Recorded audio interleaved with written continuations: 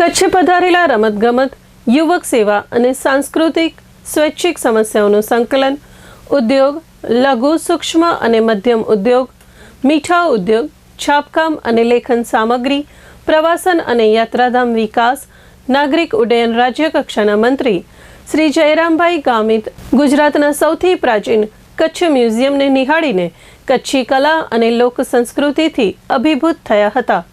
ભુજ ખાતે કચ્છ મ્યુઝિયમમાં રાજ્યમંત્રી શ્રીએ પાષાણી યુગના સમયના પથ્થરો, પ્રાચીન લેખન શૈલી, કચ્છ સંબંધિત ફોટોગ્રાફ્સ અને કચ્છના વિવિધ સમુદાયોની જીવનશૈલીનું પ્રદર્શન નિહાળ્યું હતું.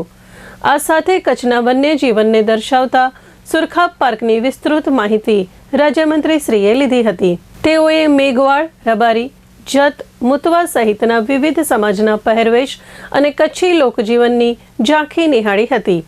આ સાથે જ રાજ્યમંત્રી શ્રીએ પ્રાચીન તામ્ર મૂર્તિઓ, મુગલકાળ અને અંગ્રેજોના સમયના પુરાતત્વીય ચલણી સિક્કાઓ, કચ્છના રાજાઓના સમયના ઓજારો, શસ્ત્રો, તલવાર, કટાર, વસ્ત્રો વગેરે વિશે ઝીણવટભરી માહિતી મેળવી હતી.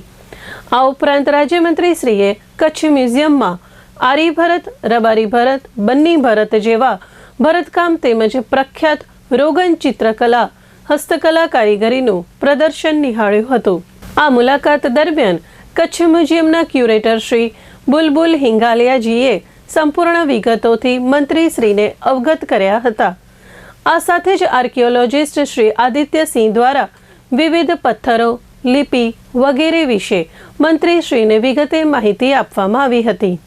કચ્છ પધારેલા રાજ્યમંત્રીશ્રીનું કચ્છ મોરબી સાંસદ શ્રી વિનોદભાઈ ચાવડા દ્વારા કચ્છી શાલથી સન્માન કરવામાં આવ્યું હતું.